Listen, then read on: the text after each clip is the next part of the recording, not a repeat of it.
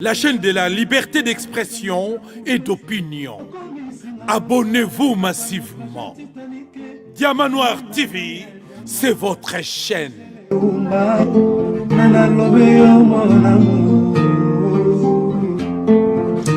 Téléfortifia de mon corps des rechutes. Alimaka na bondelaka elokola bebe ya moi. Ekila monena pesaki nga ngumi ya suwa ye te o. Paske nzoto na ye pete pete lokola na malemba. Kolina na ya diama Gisele Umba. Kolina na la chaîne de la liberté d'expression et d'opinion. Abonnez-vous massivement. Diamant Noir TV, c'est votre chaîne. Balandi Diamant Noir TV, mbote na bino na mokili mobimba wana wapi boza kolanda biso partout bo se connecter ebele. Diamant Noir nazanga morote nazana invité na biso oyo. Tokosola na ye elongo toyeba maye mazali koleka na kati lelo ya mboka na biso nini esengeli na congolais kosala na makambo nyonso toza koyoka oyo ezali koleka na RDC mais Diamant Noir pa ebite tozali na invité oyo tokomona ye pona mbala liboso te toyebi ye tomonaki ye toyoka ye oyo tokosola na ye na pokwa na lelo biso tobengaki toujours Major Tati Ngwanda. Sans plus tarder, to yambaye vraiment to komona ye moi souvent na Diamant Noir TV to koyoka ye to yambaye longo balande Diamant Noir TV to komate to yoka ye na bokebi nyonso bongo to ko commenter après. Bonjour Major Tati Ngwanda, bonne santé. Bonjour maman Gisèle. Mbote na balandi banso ya Diamant Noir. Au bayebi Major Tito Ngwanda la fois passée, bakolanda paye lelo. Ok. Tolobi so tolobi nini? Tolobi Tito tolobi Tito Ya teng la ngalobi Tito Ngwanda. Ah, pour na kanti biso tolobi yango te. Tolobi bongo Major Tito Ngwanda voilà. Nde tokosola na yo na poko na lelo surtout pona oyo ba congolais bazana besoin ya ko comprendre situation ezali très grave na mboka na biso lelo ndenge to fandi ngai na yo awa. Yango banda kosola yango tobandi liboso santé na yo ezali ndenge nini bakongole bazoyoka yo oyo balandaki yo lelo comprendre bayoka kaka na bokebi nyonso bakoyeba nani ozali malamu tolobi Major Tati boni santé déjà avant totuna makambo ya mboka na biso bokolongo anzoto ezali malamu pona ngai en tout cas nzoto ezali malamu. Merci mingi pona motuno nzoto ezali malamu mais mboka eza malamu mingi te pour lelo to en tout cas faut la muka parce que lelo ekozala chaud to que le temps te faut to yoka penza surtout mboka na biso nde eza kokene motuna liboso po to traîner Diamant Noir soki bokoti na kati ya Diamant Noir TV boyebi ndenge leka kotikaka j'aime ezalaka pona émission penza efanda na bandeko mosusu bazo information ezosenga j'aime na yo partout tokotuna mituna ebele tomoni lelo matata oyo ebandi kosalema Félix Tshisekedi tomoni ndenge nini eza koleka Kabila rencontre na bango na Moïse Katumbi oyo bakutani likambo zaki ya bakatange kokutana na bakatange mais ekoti pa na bango ndenge bakongole bazoloba biso tokozanga te kotuna yango epai na yo tokotuna likambo ilelo tu bazosambela na RDC est-ce que ba chrétien bakoki pe kotelema kosimba binduki babundela mboka tozaka kotuna nyonso to epai na yo tozali pena na mituna ebele pu ndenge tofandi boye M23 bitumba makasi ebandi lisusu na Rutshuru na ba oyo bazali ba FARDC oyo eza mboka na biso donc tozo kotourner kaka na makambo oyo peuple congolais azali kolela sans plus tarder to banda na question ya liboso. Ah Major Tito totuna yo date ya le 17 mai 1997 lelo parce que 25 ans après balobi entrée ya AFDEL na kati ya mboka na biso Congo ezali date ya libération. Est-ce que ça date à libération? Merci mingi maman Gisèle na motuna moyo. Nakasi la fois passée te solari na ebisaki bino que nyoka ikoti na kati ya ndako RDC. Date wana le 17 mai 1997 ezali date ya malédiction ya RDC. Ezali date oyo AFDEL atiaki banyoka na kati ya malette akoti nango na ndako RDC nde ntango banyoka na ntango akoti na malete na ndako RDC bafungoli bamalete banyoka babima basala kutu mabulu bakota na kati bato banso bazo ko célébrer date wana ya AFDL oyo ya 17 mai wana ezali bato oyo bazali kosepela na bamillion ya bakongolo bakufa bato oyo bazo kosepela na date wana parce que normalement date wana il faut to au contraire date wana bato bakongolo bautilize yango mpona koinculke na bana na bango ezali date oyo AFDL akotisa banyoka na RDC bainculke yango na bana que ezali date oyo Congo est commis sous donc l'esclavage. Congo est allé envahi, bazali konyo korobana Congo à partir de Datouane. Parce qu'avant Datouane, Congolais azaki na carte na ya citoyen lelo. Motonyon sa kolonga na mokili muso ko ya koti akomi ne pe Congolais. Babato na bango carte. Donc, pour la date, on a une date à libération, une date à malédiction à RDC. Une date où Bagnon, Kabakota qui na RDC, Bazali, Bakoti na Mabulu, et Sengeli, Bakongolais, Ban, Sobatema, Basala Manso, Makoki, pour Badima na Mabulu Mana, Bakende, ou bien Bakoufa Kuna. Mais lelo baza kotinda biso to sepela na date wana baza kosala yango ezali feti munene na kati ya Congo. Est-ce que bango bandeko baza kotinda biso to sepela na date wana bayebi te ke ezalaki date moya malamu te ke bakongole bakufaki baconséquence eza sur le terrain eza te ke okoyebisa bato nzala pasi bato totalanoka liwa ya bandeko na biso bamillion ya bato bakufi. Oui. ONU esali statistique nango oyo bango basali so bayebi sûr que bakongolais bakufi 10 millions. Peut-être il faut multiplier par 2. Par 2, oui. Po bayebi bato banso bakufi te. Alors comment yo oko sepela na date bandeko no bakufi et bazo continuer ko kufa lelo. Ezali date ya libération te. C'est une date changer. Hein? Il faut to changer yango balongola ngo date ya libération. Pona ngai ezali date ya libération. Ebati yango date yo ya malédiction ya RDC. O banyoka bakotaki officiellement na Congo. Bati bona malek baye na bango penza bakoti na ndako RDC bafungoli bango babimi baza à l'aise.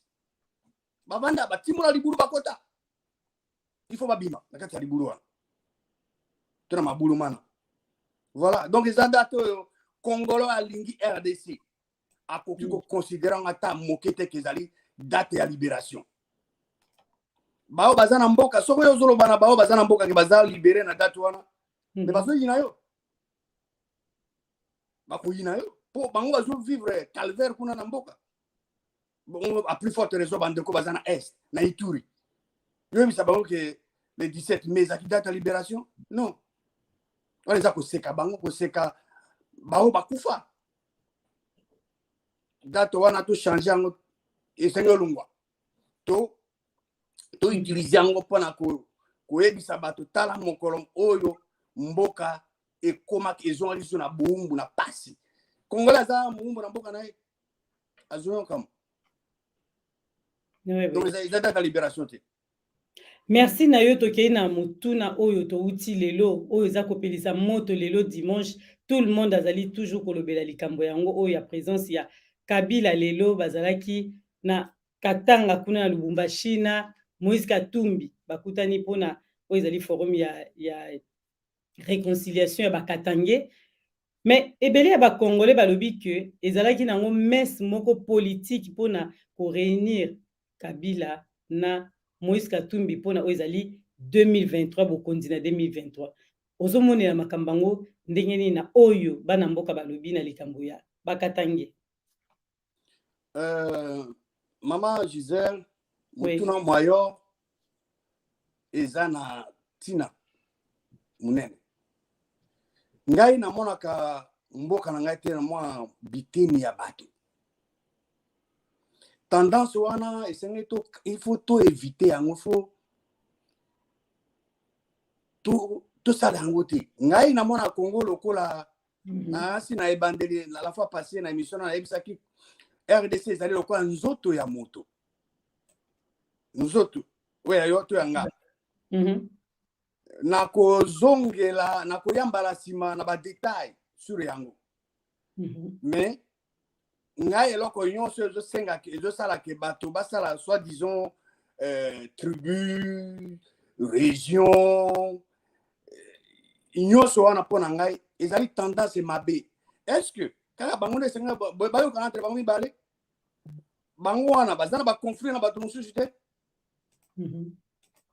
soki esalami na niveau national ngai na koapprouve yango mais soki esali na niveau ya mike ya pourquoi bamédiatize yango mpona nini soki na kati ya ndako bozala bolingi boyokana entre bino bon esengeli ezala eloko ebima libanda mais mpona ngai na kozonga prochainement na mapesa détail oyo tomona importance ya unité ole ya koluka ba division biteni mpona mboka basala yango mpona intérêt na bango personnel mais esengeli tosala mpona intérêt nde ya RDC ngai nazomona na ngai yango na RDC ezali représente nde na nzoto ya motu moko na moko alors eteni ya nzoto moko ezali na ntina na yango mais soki ezali kaka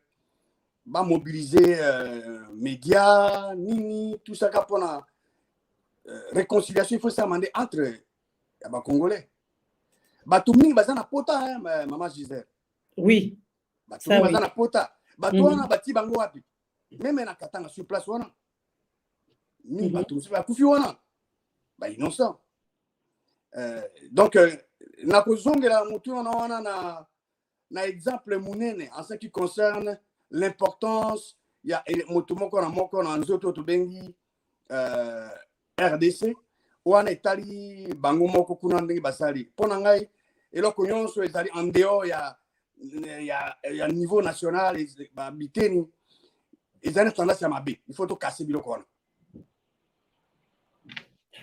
tokotuna epai na yo lelo est-ce que les chrétiens peuvent aussi prendre des armes pour défendre leur terre les chrétiens wana eza nde motu ya motu ya mama Gisèle nakanisi la fois passée nalobaki que bachrétien bazoloba nzambe akosala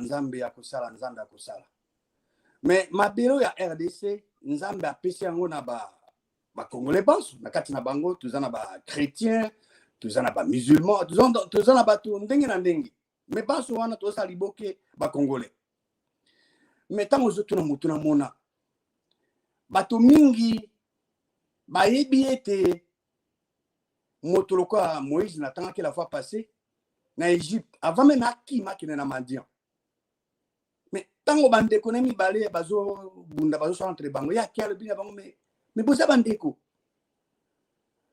mais tango ye amonaki égyptien nde azobeta bandeko na ye asali nini Moïse abomaka égyptien yango nde akimaka passé pharaon azoluka ye so bakanga ye me babomaka ye akimi mais malgré akimi nzambe azongisi 40 ans après tant azongisa bana Israël nalobaki la fois passée pe lokola ye na Josué bagagné 33 royaumes bango bayebaki nzambe te mais Moïse Biblia ezoloba que ye aza osola nzambe bouche à bouche mais azwaki ye alingi qu'il fallait exécuter ordre ya nzambe mpo bakende récupérer mabele na bango kuna bachrétien lero baleki Moïse na nini na Josué soki totala exemple prophète Élie oui Élie yazaki prophète aza osola na nzambe mais il a fait égorger 450 prophètes de Baal yazaki osala na nzambe te mais roi David batanga roi David basi kutu tango bauti na bitu basi bazoyembela na babi que Saül na 1000 na ye abomi 1000 na ye David 10 000 politique ouais biso na RDC baza ba politique so retourner bon makambo wana kokotisa biso te biso toza bato ya nzambe soki yo oyeba politike ya mboka no te politike ya mboka ekosokipe na yo oui to nakamata ndakisa mosusu ya apôtre Pierre oyo lelo bato mingi baeglise mingi bazoidentifie lokola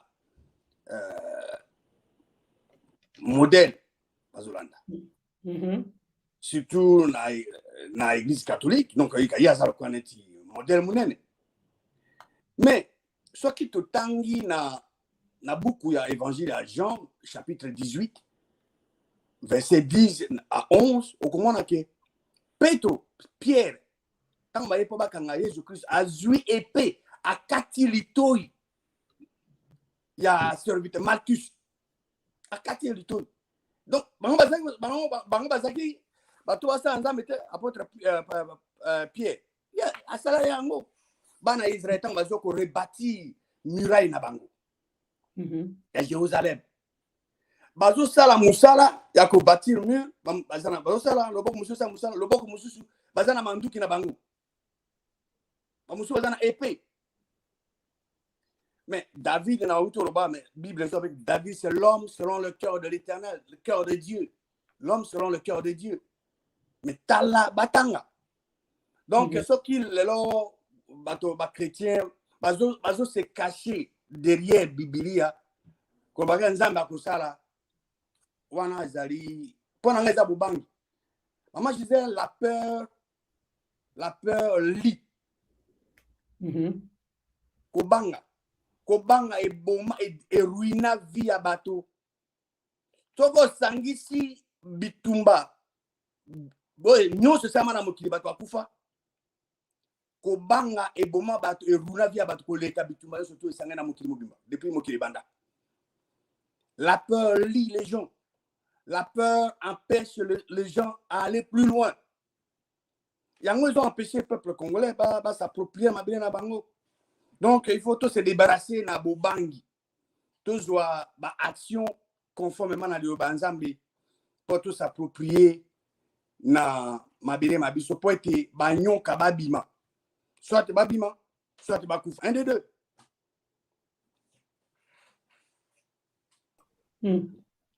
Banyoka babima mais lelo biso toyobiti basali na nzambe na RDC lelo bango makambo wana baza koloba eza pena mingi ya bango te ke toloba nzamba kosala mpona nini mutu aboma mutu te nzamba kosala mutu asala mabe te nzambe bango bazotela yango na ndenge wana mais lelo oyo ozokoexplike biso malamu ke bakonzi ya ntango ya bible mpe aussi bango basalaki makambo ezaki mpo mboka na bango avance esalaki na bango batinda basala makambo nyonso esengelaki kosala mais lelo yango tozomona te na RDC. Est-ce que bible yango tozotangela yango mabe est-ce que eza na likambo moko oyo biso tozokoka kosala te oyo bible yango elobi to bible moto eye na RDC mpona koboma biso bakongoli? Mama Gisèle nzambe oyo akela likolo na se oyo ya bibilia babengi l'éternel des armées. Oui. Ye azali toujours qu'on supporter, tout qu'on s'impliquer à chaque fois que bateau. Non seulement à Israël, à chaque fois que bateau, bateau soit action et yenge bene na lirobali ayi. Moto ako sorti. Ban ngai nazali sûr et certain que bao bate yaka. Bayebi na bango yango. Bayebi maenzambe asala pe akosala lelo. Nzambe achangeaka te batone bachangeaka biblia pe okosala ngo amendement te non okoko omoni table à multiplication tozaka nango table à multiplication na asi de génération en génération omona kango ezali bakomaka sima akaye kuna est-ce que souvent déjà moto moko aye abi na idée que tout amender na no table de multiplication seulement déjà moto nengo. Mais liloba nzambe o nzambe asali lobi akosala lelo pe lobi lokoya seko na seko batonde bazali ko interpréter liloba ya nzambe na ndenge ya mabe. Nzambe alobi te ke moto akoti na ndako no abotoli par exemple mabele na yo vanda nye non pourquoi nzambe apesi mabele chrétien bazaka na mabele ka moko wana chrétien congolais na zoroba chrétien congolais bazaka na mabele ka moko nzambe apesi bango soki lelo balobi ke bakobunda pona mabele na bango te ela one kosala bakoma baumbu na mabele na bango to bakobotela bango yango donc bango il faut batelema pendant que bazotelema po ete babengana monguna nde nzambe akosimplike nde nzambe akosalisa bango po ete balonga tala mama Gisèle nzambe oyo ase nzambe nde ya solo asala ye ye na bana na ye nde baza na base ya situation eza na Congo ye aleki nzambe ya solo te mais esenge bakongole oyo bayebi ke bazo koadorer le vrai Dieu bayebaki nzambe na bango azali mokeli ye alingaka teke bana banyokola bana baye papa nini akolingaka ke bana na banyokolaka bango papa wana aza te ata papa ngo aza moto aliboma nyonso osimbi mwana neme akoreagir a plus forte raison nzambe oyo ya bolingo non nzambe alingi ke biso tozwir na baressource oyo apesi biso alors tant que tozojwir na yango te bato mosusu nde bazojwir yango il faut totelema pendant que totelemi tozwi action mpo ete tobengana bango nde nzambe akointervenir mais pas que croiser maboko tovandi bandako na biso to esika tosambelaka nzambe akosala nalobaki la fois passée soki attitude na biso ezali ndenge wana attitude ya bakreti ezali ndenge wana bakonyokola biso na mboka na biso bakoboma biso na mboka na biso tokozela ndele te Yesu Christ azongi mpe eloko moko esalami te mabele na biso eza toujours occupé na bapaya na banguna il faut tozwa baaction eyenge bena na liloba nzambe mpo ete soit nyoka abima soit nyoka akufa bino baofficier bozalaki baofficier na ntango wana lelo ntango bozomona makambo nyonso nde ezoleka na mboka bokai kobimisa bamayele wana oyo bino bozwaki bobombaki lelo biso toprofite nango soki bino bozobomba bamayele wana nyonso tu bozoyebisa biso te ndenge nini mboka yotamba mpo basoda ya lelo oyo bazotravaille na RDC baza kotambusa mboka ndenge ntango mosusu pepe azoloba te ndenge pepe azolinga te pourquoi pas bozobimisa mayele wana kopesa bango na mokolo lelo mama Gisèle peut-être bao baza na mapinga bazolanda ngai kasi yo ozalaki mokonzi major mais c'est bien po toyeba yango nangi nayebisa yo d'accord nauti koloba ke date ya 17 mai 1997 oui ezali date officielle oyo Congo ezongi na pasi oyo bakotisi Afdel akoti na banyoka na kati ya malete bapanzani mpona nini lelo armée na biso ekokolonga te armée na biso ekokolonga te parce que na kati ya armée na biso bacriminel moni soki armée ezoparvenir kolonga banguna te elingi koloba banguna tozobuna na bango bazali na kati na biso na armée oyo ya biso na police na service ya renseignement na gouvernement na sénat na sénat na parlement bazali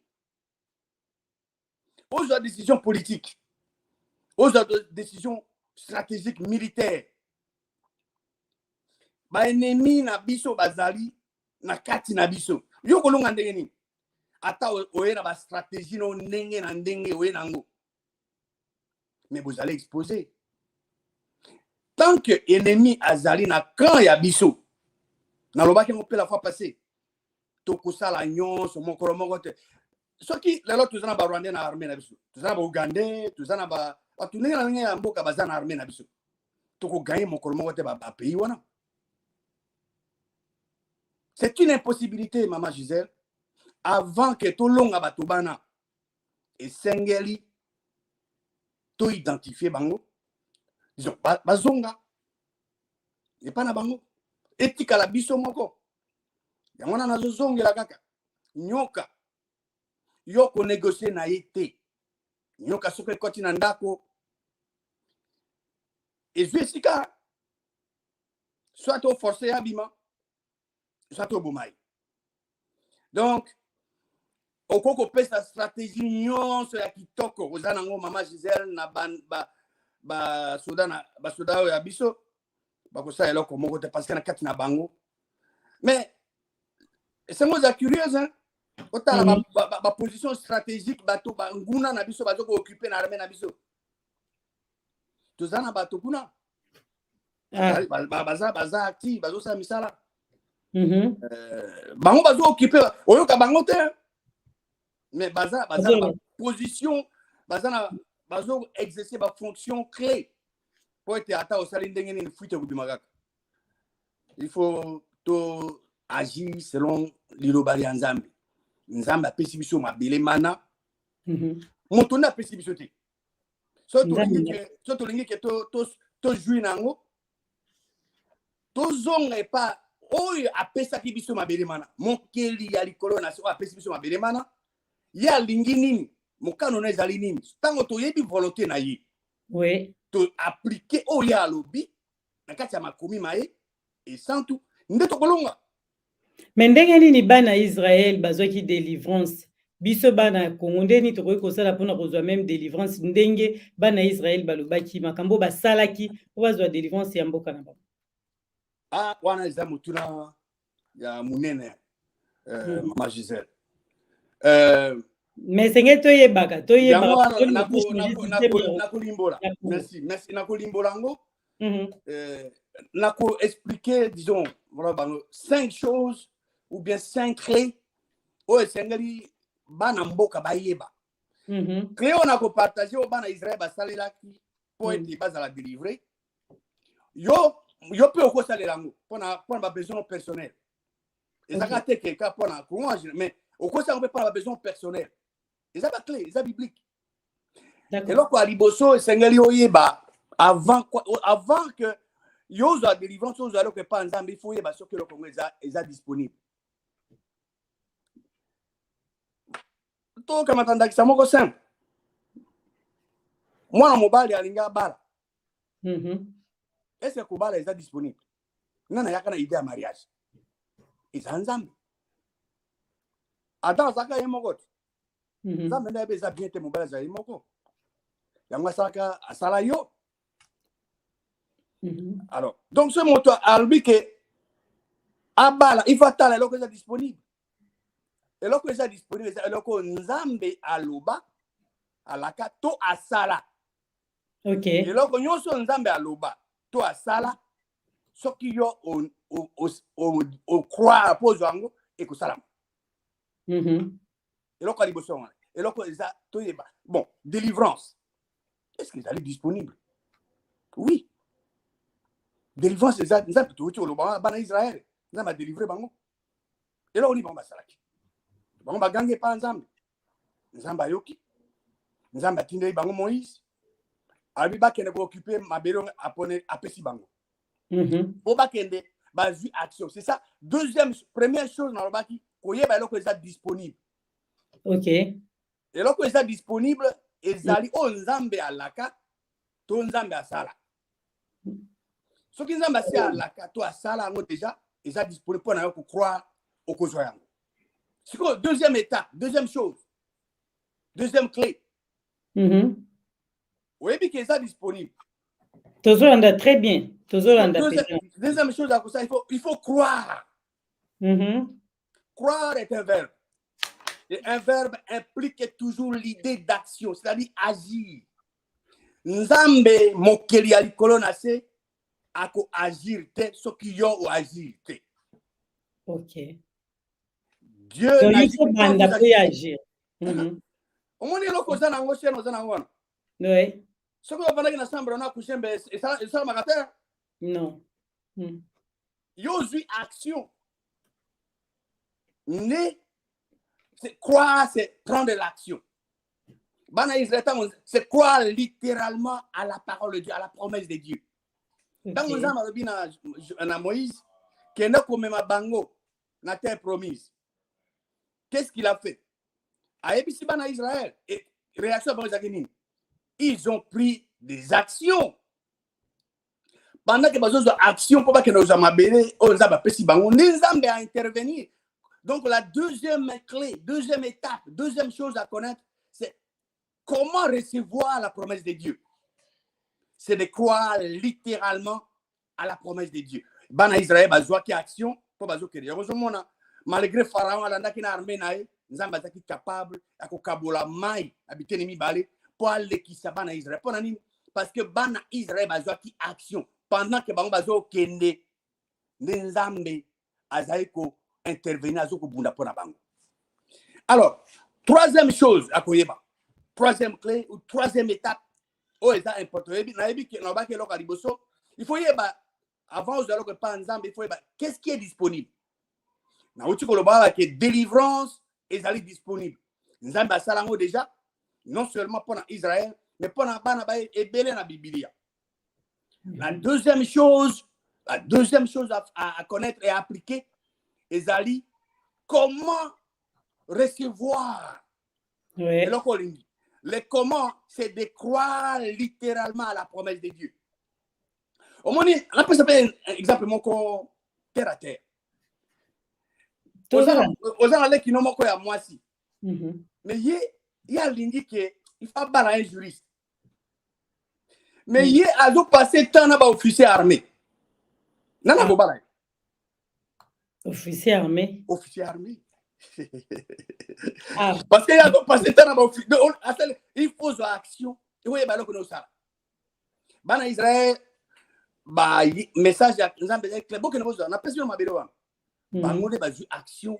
C'est ça, comment recevoir la promesse de Dieu, croire littéralement à la promesse de Dieu. Maintenant, ma communauté promise, va gagner 33 royaumes, va bondi, va koufi, va occuper ma ville. Quand faire les rangs reçus, ma ville va jouer pour sa monnaie. Bon, bah ça y est, bon. Ce qu'on va jouer ma ville. Quand faire les rangs reçus, pour jouer de la paix, de la liberté.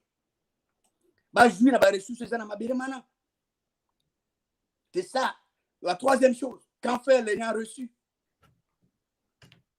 La quatrième chose, est tellement importante. La première chose à Koyeba Zali, qu'est-ce qui est disponible? Ce qui est disponible, c'est ce que Dieu a rendu disponible. Promesse en Zambie. Oui, là, quoi ça là? Tout à la carte. La deuxième chose, pendant que vous avez pas en Zambie, croire littéralement à la promesse de Dieu. Délivrance est disponible. Israël, à cause de ça, on peut pas RDC, à cause de ça, on a besoin de mon corps personnel. La troisième chose à connaître, c'est quand faire les gens reçus aux yeux en.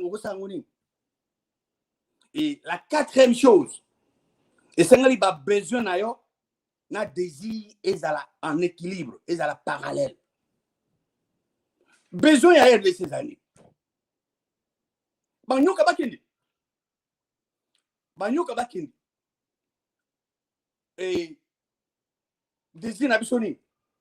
Toujours ba ressources nzamba tina mo ambele na biso. Soki Congolais moko na moko ayebi que nzamba pesi mabele mana. Et que et Seigneur jouit na ba ressources wana. Ils allaient droit à croire que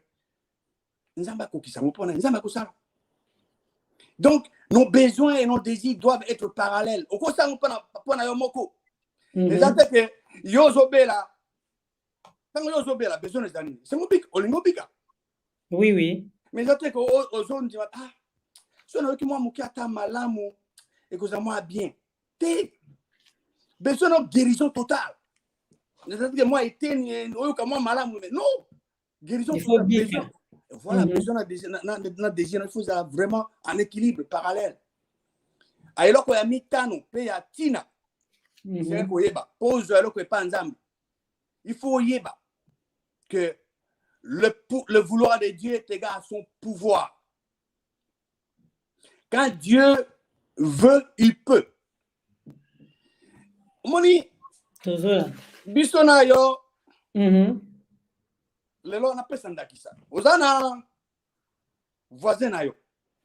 Oui. Oza na kamoko ya urgence na ndako na yo. Il faut évacuer moto kene na hôpital. Oyebi ke moninga no aza na motuka. Mon voisin ya droite.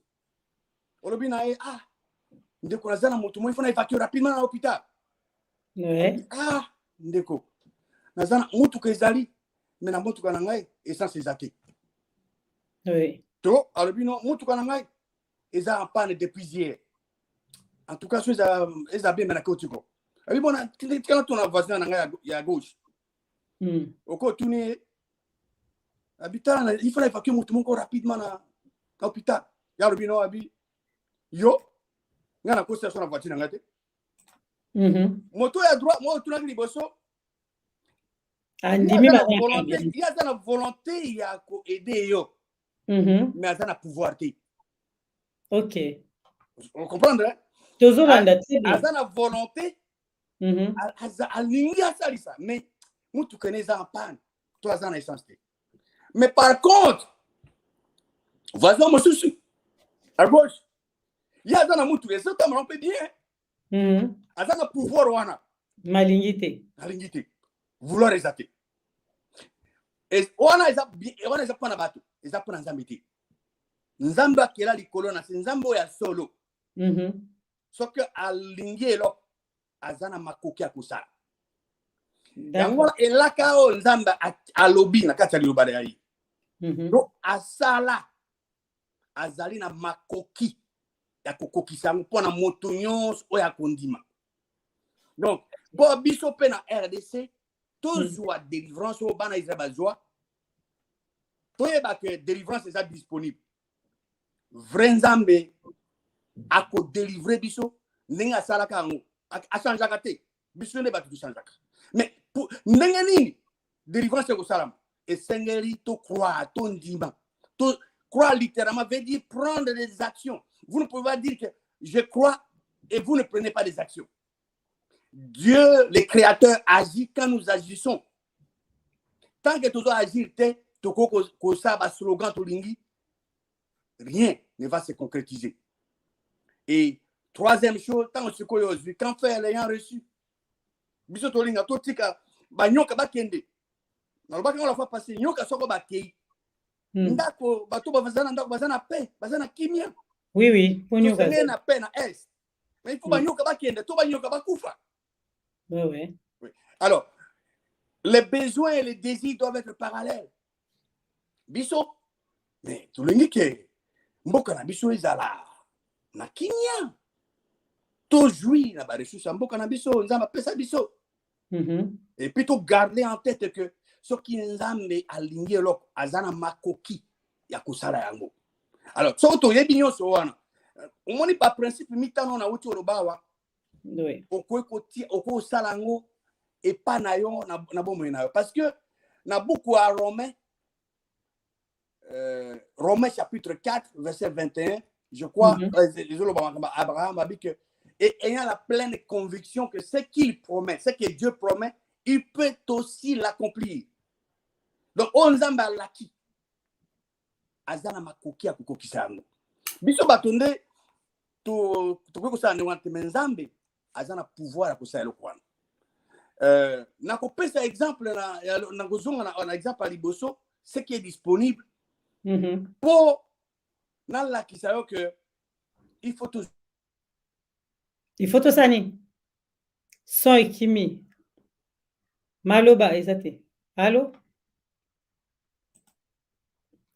tozozela major tito azozonga parce que bandeko balandi diamano active na mona bino bozokoma te bozolanda nazomona bino bozali ebele bozolanda biso me nazomona bozokoma te na linga ntongo baoloba bino bozokoma mpona yebake boza alisiko oyebisa bandeko fo bokomaka mpona yebake boza na biso elongo bozolanda biso na bokebi nyonso parce que makambo major tito azoloba eza tellement motuya tito ngwanda nde toza kolande na bokebi nyonso tu benga bandeko baza te baya bakota bayoka nini toza kobalelo mpona RDC ebima kaka na pasi oyo toza kolela partout mokili mobimba mikolo nyonso tu toza kolela bozali wapi balandi diamano active na linga bokomaka mpona yebake bozali se bokoma te na oyeba te donc fo bokomaka pour ne pas bozo comprendre bozo landa biso vraiment la boke bignon surtout ezali très important ya comprendre les situations ya Congo lelo o ezali matata tozongi s'inviter na biso tozana elongo po to continuer toujours kosola tozela mokie azobongisa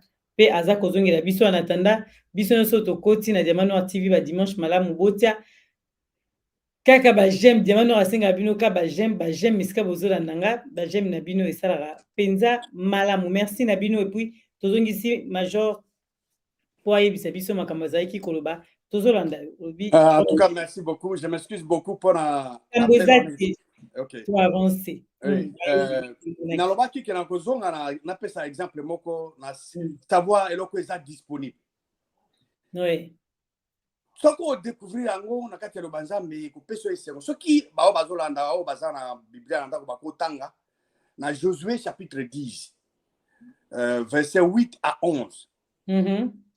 Bakomona kuna que Nzambe ayebisi Josué que abanga ba roi ya Amoréen te bazaki 5 rois. Donc 5 royaumes baye ko bundisa Josué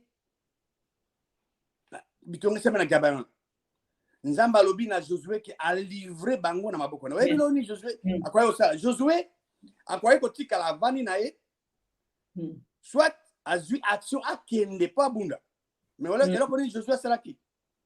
Josué azui action. Hein? Le Mazambe azui action akei batamboli butu mobimba toute la nuit. Na batu. Zomona loko nazo bisayo comment croire? Comment croire? Nzambe asa lobi na Josué ngaye ba 5 royaume na livré bango na maboko mayo. Kende. Azaki na deux choix, soit ya tikali na e na bobangi, soit azui action na batone baki. Mais qu'est-ce qu'il avait fait? Il avait préféré qu'obéir. Azui action na maloba manzambe na lilaka nzambe na promesse na yi. Azui action yazoken abatamboli batamboli, il dit que après avoir marché toute la nuit depuis Gilgal, c'est bautaki. Quand vous agissez sur la parole de Dieu, Dieu agit aussi. Tant que vous agitez rien. Mais tant que vous avez commis que Dieu les a mis en déroute.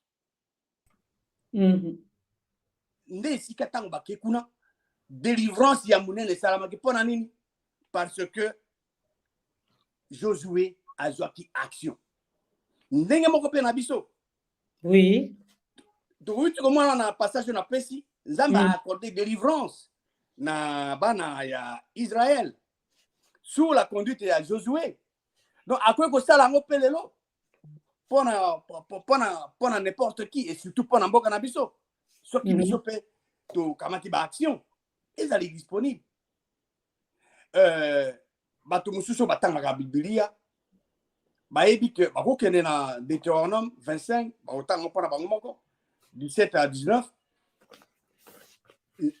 Dans verset 17, Nzambazoulabi, souviens-toi de ce que te fit Amalek pendant la route, lors de votre sortie d'Égypte.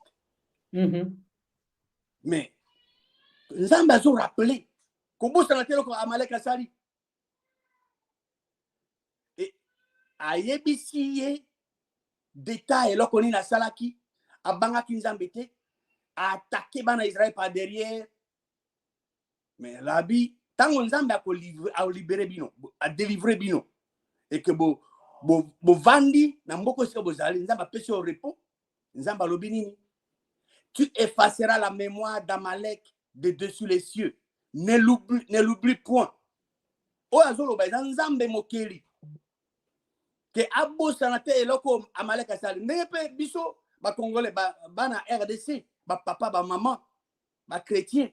Et c'est ngali côté ya bana ba bosana te ba o ba côté biso banyoka de génération en génération ko inculquer bana eloko wana ezali kama mabeli ngana komi Biblia te mama Gisèle ngana komate très bien nzambe ye moko azali auteur ya Biblia na ye ya zolo bana na bana na ye ya que bo bosana te eloko Amalek asali. Alors, Bible effacé. Mémoire Amalek, là-dessus des cieux. Ne l'oublie point. nzambe mokili nda azoloba yango. Alors moto avandi kuna na ndako na ye alobaka aza chrétien mais ya kozwa action te azela nzambe oyo okita nzambe oyo asolo te. Nzambe oyo asolo alingi apesi yo soko yo otosi ye il faut agir likolo ya elaka na ye likolo ya promesse na ye zwa action. Biso esenga tosala yango te. Nani akosala yango na place na biso? Mopaya moko ta kosala yango. Mopaya moko ta kosala. Biso moko il faut tosala yango. Bana Israël tango bagangi epa nzambe na Egypte, nzambe ayebisi bango bakende kozwa mabele oyo apesi bango bazwi action lokola baobéir, bazwi action mpo ete bakende kosapproprier na mabele oyo nzambe apesi bango. Ezali très important. Donc soki tolingi tozwa eloko epa nzambe tozwa délivrance. Biso pense congolais surtout asengeli na délivrance, asengeli na kimia na est na mboka congolais asengeli ajoui na ba ressources oyo nzambe atina mboka na biso. Esengeli toyeba ke délivrance est disponible. Comment recevoir cette délivrance? Esengeli tondima bilaka ya nzambe concernant délivrance. Il faut biso to kena ma komi totala o nzamba sali yo pe ndeko za na besoin na yo ko sa benenge moko congolais surtout za na besoin na akola na même principe to yebi que délivrance est nécessaire et zali disponible nzamba sala mbala na mbala ndenge nini ekosa mapa na biso na Congo esengeli tozwa toyeba d'abord ba promesse wana toyebi yango tozoza siko ba action likwa ba promesse wana to bilaka bina. Pendant que tu as action du cas bilaka bina yenzambe o apesi bilaka wana ye akozala na biso akosunga biso akobunda pona biso. Moi Gisèle nzambe ya solo asala makambo ebele. So otangi David azo senga nzambe atinda ange akena kobengela banguna bayi. Mais il faut jouer action. Il faut toujours action. Donc, il faut changer le système. Il ressemble à la RDC. Question on a pour répondre on a embarrassement. Il faut que tu coupé. C'est-à-dire que mutu na wale mutu ya. Ko mitu na meme ndenge ni mboka bato ba manguma mazali ebele. Ele kuloba nzambe yuko kati. Nzambe oyo akela likolo na se azana matu imangbongi te. Mais pour y aller, il faut ne pas na maloba maï. Donc prier c'est quoi? Prier c'est prendre Dieu au mot. En résumé c'est ça. C'est prendre Dieu au mot et la prière. Par exemple, yo lingo za mobile. Mais yo il faut que quelqu'un nzambe yo ndemo zo sala au institut mariage mobile na mwasi. Ngai na zore monsieur ko so pesi na déjà mobile oponi pona nga. Yo ke ne pas na combat Jésus Christ. Oyebisi. Ba to ka sente prier il faut ça na formule. Au commis de ozo sala. Non. Prière c'est prendre Dieu au mot. Yo oyebisa même nzambe o délivra ki Israël. Yo na maboka Moïse, na maboka Josué.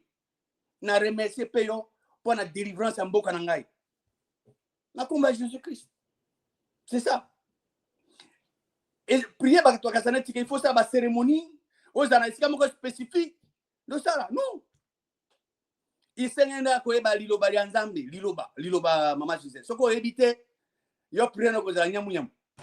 Mais soko yebi yo ko za kitoko. Yo s'engenda protection c'est disponible. Nous allons garantir que bana baye ba koza ba super vainqueur en toute situation. Yo so bien monter kozana mutu noté. Il faut oui dit que yo zali super vainqueur en toutes circonstances, aux autres confesser aux autres action tant que autant aux autres actions les ambe o mokeli o ya solo akosali sayo. Quand na la Bible ezali dans tout ça à peu près donc plus de 900 promesses hein. Surtout en ce qui concerne notre pays, la RDC, délivrance est disponible. Bateau, basé dans l'idée que non, Manduki, to force, non, force, ennemi n'a pas pas passé. Ennemi a compris le langage à force. Yango le Nzamba ebsa bana Israël bakende. Yango Josué na Moïse va gagner 33 royaumes.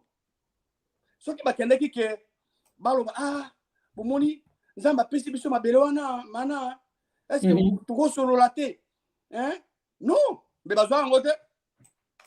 Pendant que bazu action ba kei ko beta bango masaki pona mboka na bango. Pona mboka na bango. Pona mboka na bango. Donc biso pe ndenge moko ba 5 étapes wana ba 5 choses na wuto partage na wuto bawa. Et Congo to réunir ba conditions surtout wana. To réunir na nyonso. Délivrance est disponible. Étape etikali oye biso tozwa ezali comment et délivrance est ça. Comment ezali kozwa action likolo et la kanza parce que délivrance est disponible. Alors ezali travail ya moto na moto na mboka na biso moto biso il faut to conscientiser bana mboka moto na moto esika ezali baza ko sous-estimer bango moko.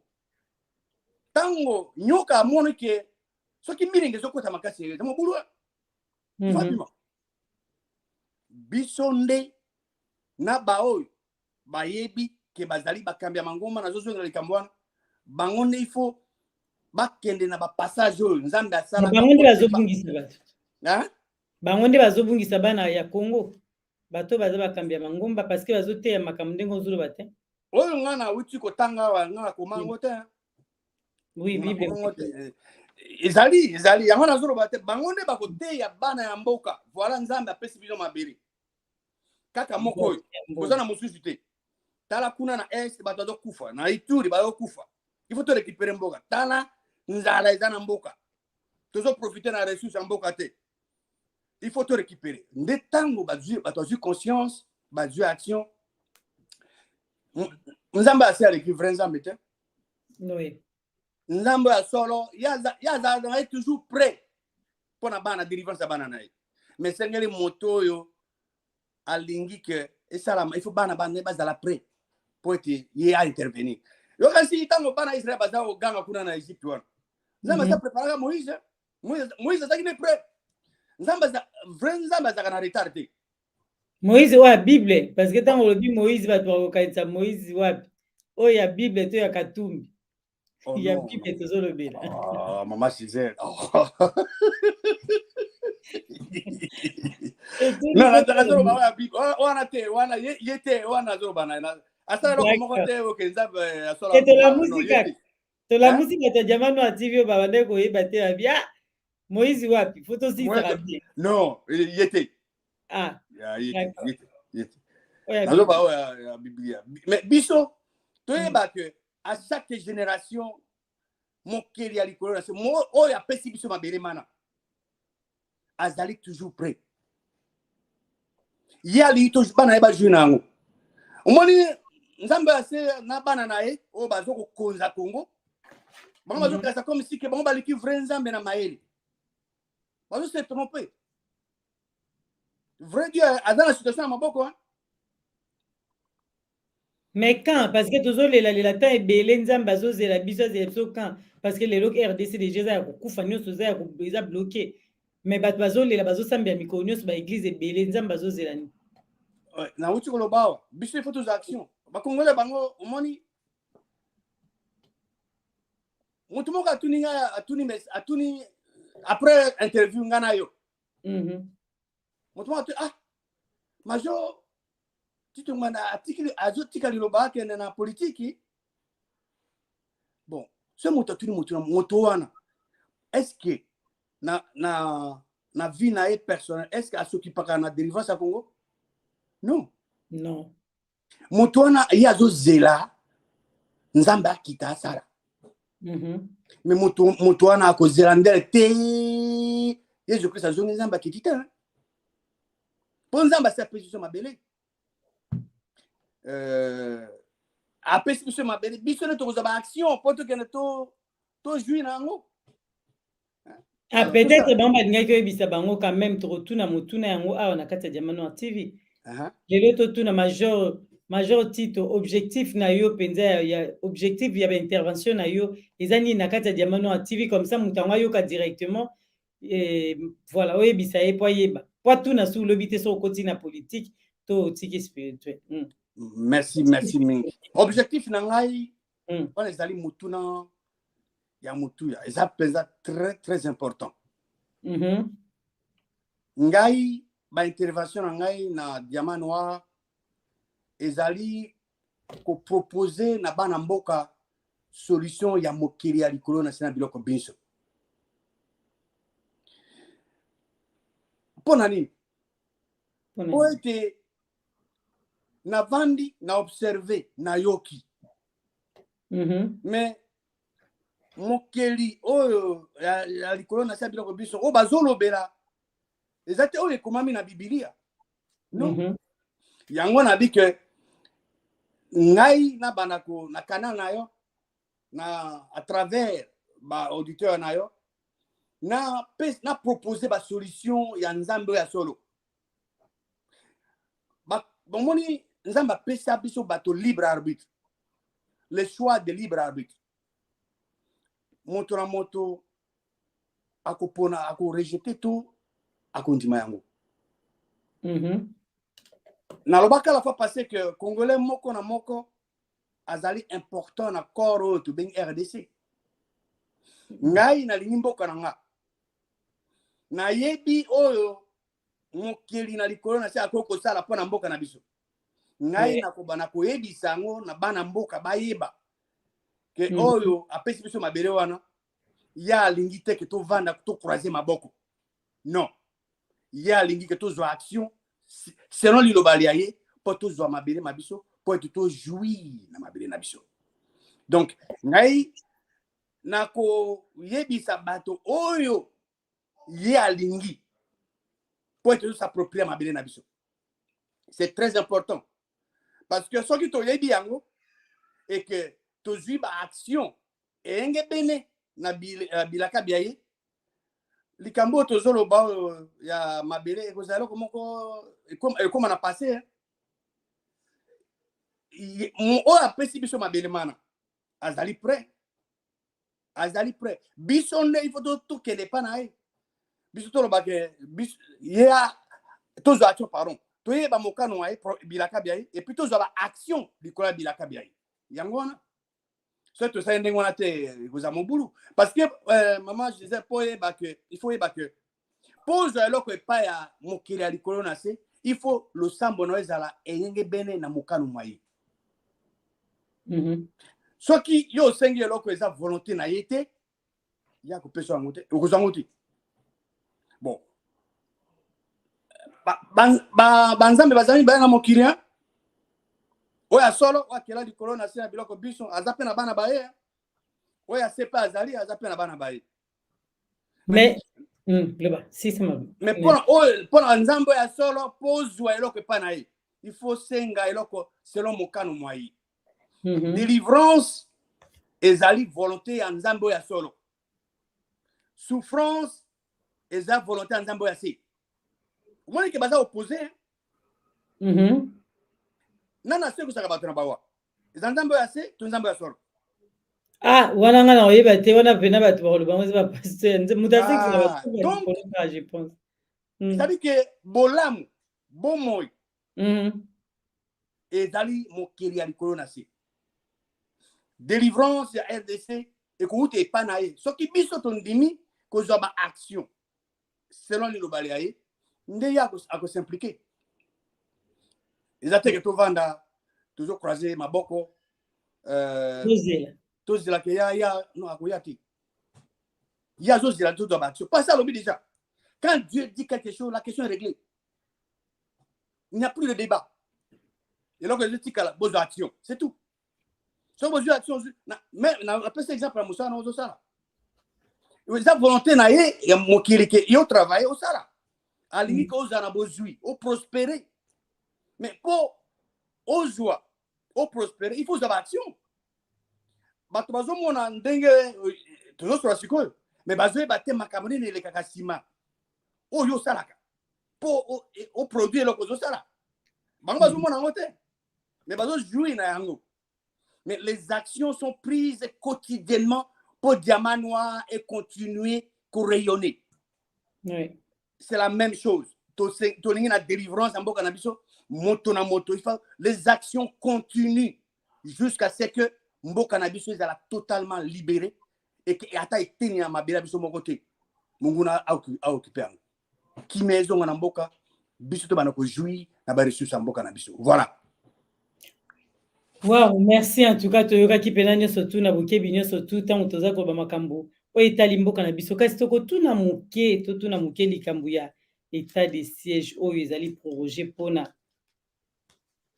temps ebele mpona énième fois encore parce que ntango ozobana na biso ke nzambe ya kosala ezosenga biso baaction mais biso kuna na état de siège tomoni ke ntango batieli biso yango esengeli na biso tomona avancement eloko moko échange mpona mboka na biso kasi toza komona mokwale oyo toza kosolanga na yo bitumba makasi eye lisusu entre ba M23 na oyo ezali FARDC oyo ezali armée na biso na kati ya mboka na biso toujours mpona nini makambo ndenge eza kosalema en même temps batieli biso état de siège pour baproroger yango lisusu pardon.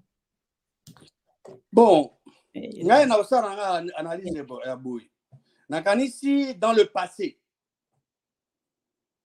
bato bazalaki na ba mouvement rebelle bazalaki supporté na Rwanda na Uganda bakotisa bango na armée na biso et mingi bazali na est pe na Ituri kuna. Bon, tango oti état de siège olobi que ba gouvernement kuna ezali gérer na bato ya armée. Bon, banani bazaki ba officier mingi ekoto kuna bato bazaki ba ennemi na biso. Bato mingo baza ba konzi armée na coin bango ba boya okenda invitation ailleurs bango balingi okende sia musute. Bango batikala kuna tango lobi ke okomisi kuna état de siège comme kuna c'est ringo ba ke olingisi bango bakamba esiko baza ko occuper déjà. Bon, yo kolonga ndengeni wana esengemi ata mwana école primaire oyo bisende à comprendre parce que bato baza kuna zai bato yo babundisaka biso babomaka bandeko na biso siko bosali négociation bokotisi bango na armée na biso baboya pe okende kote musu bazalaka kuna okamati état de siège oti kuna alors bango pe bazali kaka kuna bokolonga ndeni nangansi peut-être bao bake kuna batie bango bakonzi baza ba victime qui peut-être la bonne volonté, basant na idée à bien, stratégie à bien, comme sur le terrain, banzou beza kozira bango banyoka bazakuna. Na lobena bandera, soki mama disait soki ba ennemi bazali na kati ya biso na armée na biso. Tokene suko bunda na bango, tokolonga te. Tokolonga te. Nyonso bobongisa bayebi déjà nyonso bozosala bayebi déjà baza au courant nyonso bayebi eloko tokolonga te. Il faut auto changer stratégie va changer quand il faut banyoka babima bakende soit banyoka bakufa un de deux soki boye te tokolonga te bokoko sala ndenge bolobi bokoko prolonger bozana ba ennemi bazana kati na makolo na bino bozala bango ndako moko bozosala plan tango bozosala ba plan ba vandi tango décider bosala boye bateki plan eke botini bato kuna bake basali bango embuscade ba détruire bango c'est tout donc banzinzi. Mais kasi dialogue esalamaki en plus babi semaine prochaine ba continuer ba dialogue wana na Nairobi mais pourquoi bango bazo continuer toujours ko attaquer malgré basenga bango cesser les faits pour ba continuer na le dialogue kosola Kinshasa na ba rebelle mais ba rebelle ba koti sur M23 ba bandi ko attaquer en même temps ba semaine prochaine faut pas continuer ba dialogue bazo sala wana koluka ndenge nini kimé ko kota mais bango ba continuer pourquoi ils sala mabongo. Moi je disais ngai na sena peso déjà ya no wana na lobala bi nyoka oko négocier na été. D'accord. Nyoka oko négocier na été ata osali ndenge nyonso yo azo continuer ko suwa ko boma. Omoni tango biso to kei na communauté so ya ba est wana. Toi tu na kati de? Oui.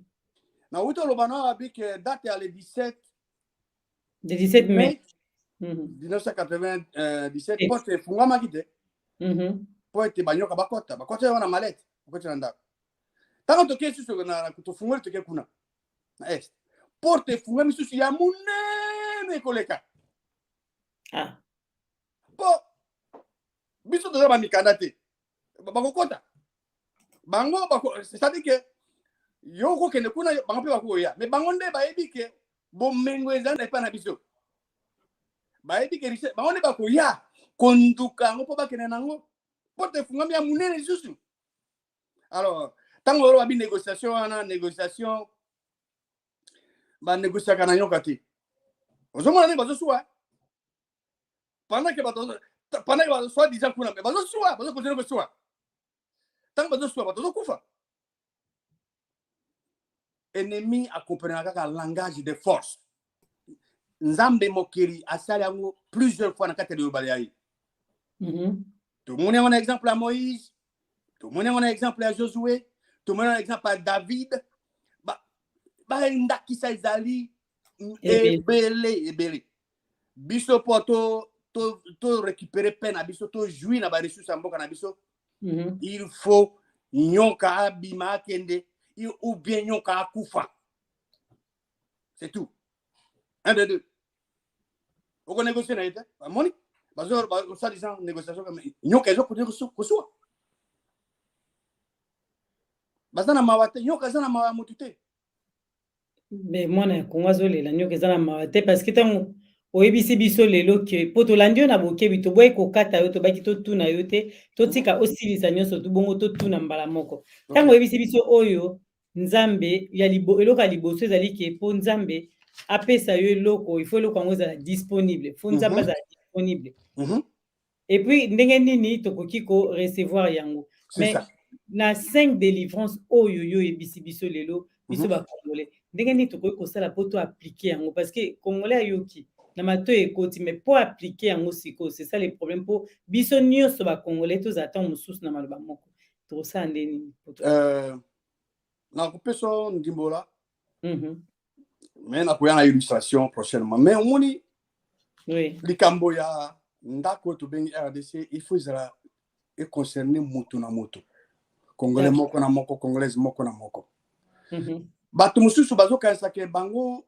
bazana rôle à ko jouer te non moto na moto azana rôle à ko jouer ce qui tozali conscient parce que comment recevoir na lobaki que il faut agir d'abord il faut croire na promesse ou la délivrance tous action oui moto na moto azo action na isika azali na o azana armée bon toka matana no azana armée bango soko yebi ke iyo ozana banguna ozana bango pembeni okosala nini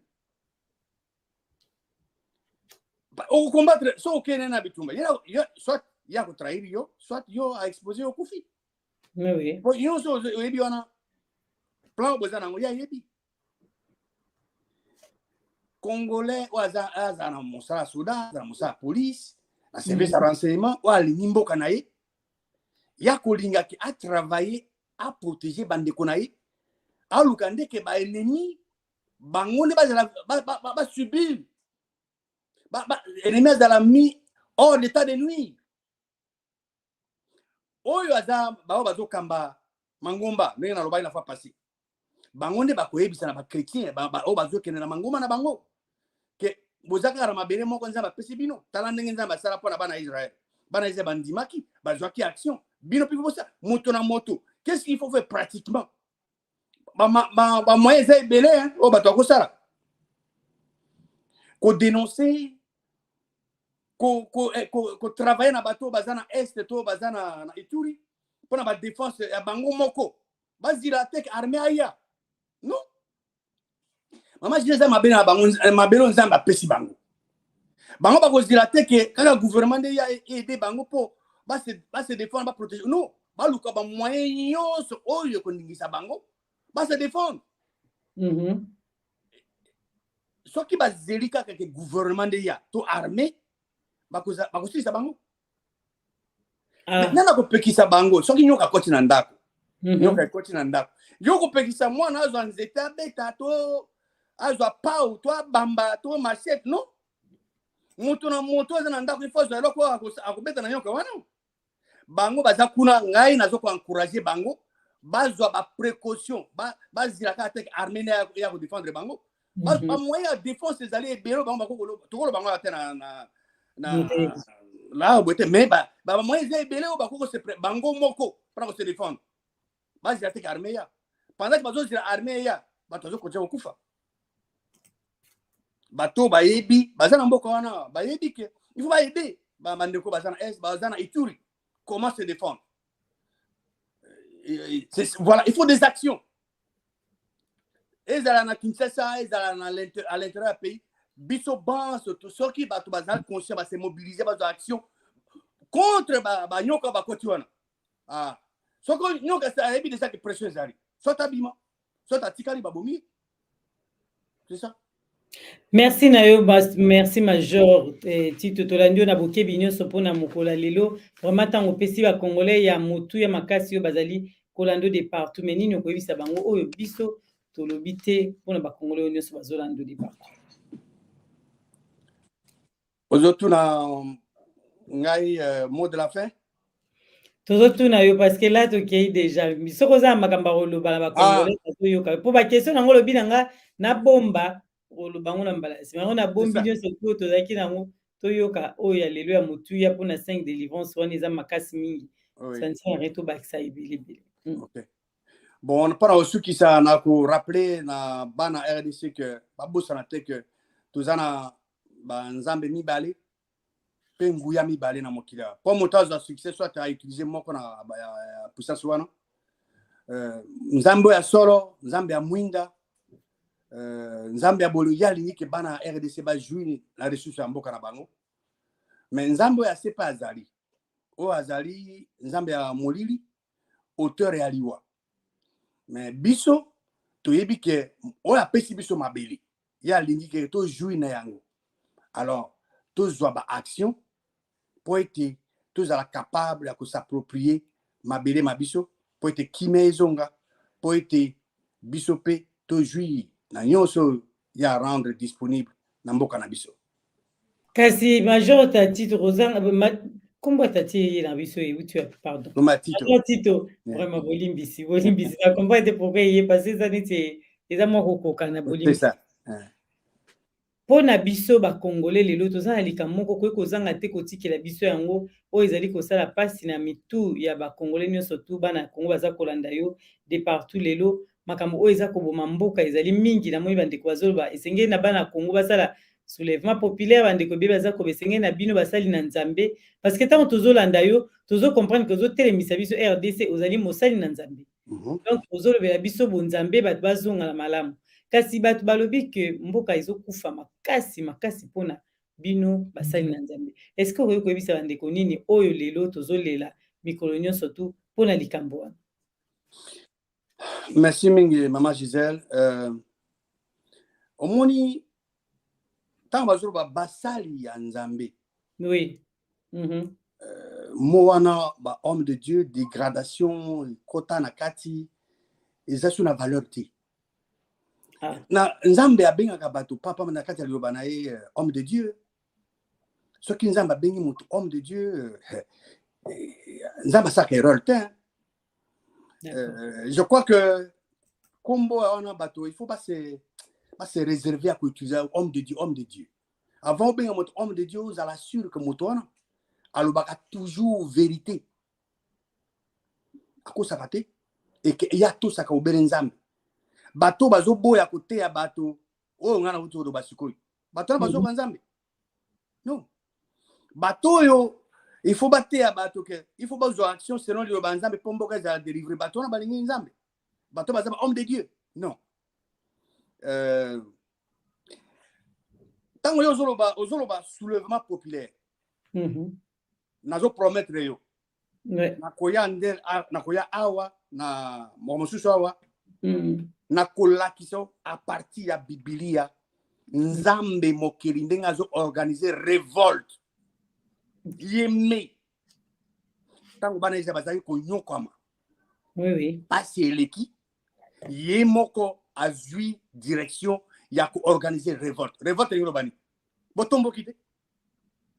Botombo ki pona pasi eleki Nzambe ayo. Ye moko organiser révolte. Nakozonga nakopesa nako répondre batouan. Bakomona.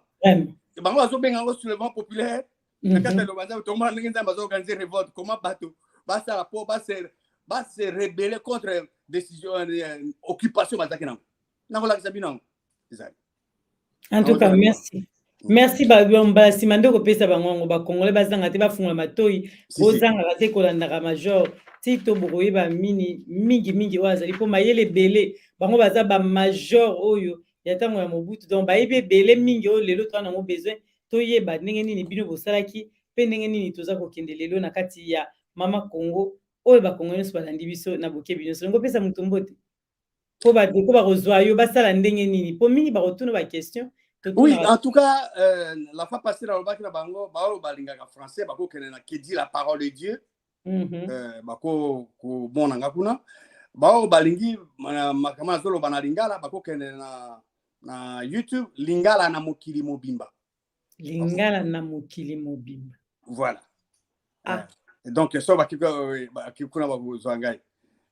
Donc na tia biloko mi kuna. Bayoki yango na mate ba congolais ko lingala na mokili mobimba. O balingi français la parole de Dieu. Qui dit la parole de Dieu. Qui dit la parole de Dieu. Qui dit la parole de Dieu. Voilà. Bayoki yango nyose zaka na YouTube ndesika ba. Zaka na YouTube. Ba ko ki ko zo yo voilà so ba ki kuna nde o répondra. Mbala sima toro tia pe toro bekoza na mokolo moko émission musu toro tia téléphone bandeko bazwa babenga batuna mituna na me bayoka nanu. En tout cas, merci et puis merci na bakongolais surtout oyo balanda kibiso na poko na lelo tokutani na mbala ya sima. À très bientôt. Merci. Bye. Abonnez-vous sur Diamant Noir TV, la chaîne de la liberté d'expression et d'opinion. Abonnez-vous massivement. Diamant Noir TV, c'est votre chaîne. La liberté d'expression et d'opinion. Abonnez-vous massivement. Diamant Noir TV, c'est votre chaîne.